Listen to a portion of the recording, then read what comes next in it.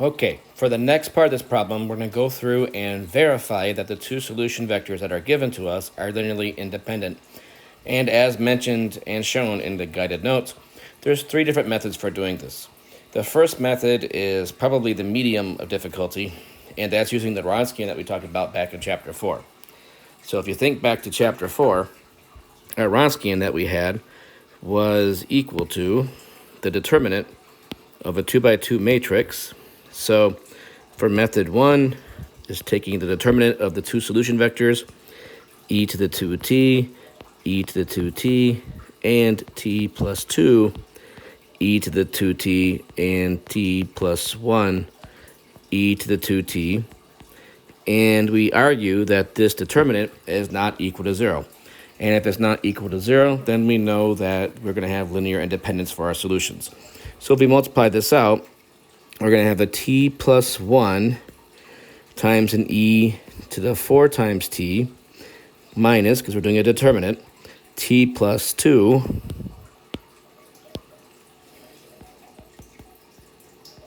times e to the 4t. And then that determinant is equal to just a negative e to the 4t. Again, t plus 1, take away one more, is just one negative of that. And of course, that is not equal to 0 because we're dealing with exponential functions and they are never equal to 0. So that's the first method for doing it. The second method for doing this is to still take this determinant of the two solution vectors, but now evaluate it at a value of t and show that that matrix of constants is non-zero. So obviously picking 0 is the way to go. So again, if I pick t equals 0 and substitute this in, e to the 0 is 1, e to the 0 again is 1. Here, that's 0 plus 2 times e to the 0, that's a 2. And here, that's 0 plus 1 times e to the 0, that's 1. And that determinant is just equal to 1 minus 2, which is negative 1, which is clearly non-zero. You'll notice that this is the same thing you would have gotten if you just substituted 0 into your answer from the first way of doing this. But again, that's another way to show the independence. The third way of doing this, which is by far the most complicated way, however, it is the way that our homework wants us to do it, is to go in and make the following argument. If you take C1, an arbitrary constant, times the first vector,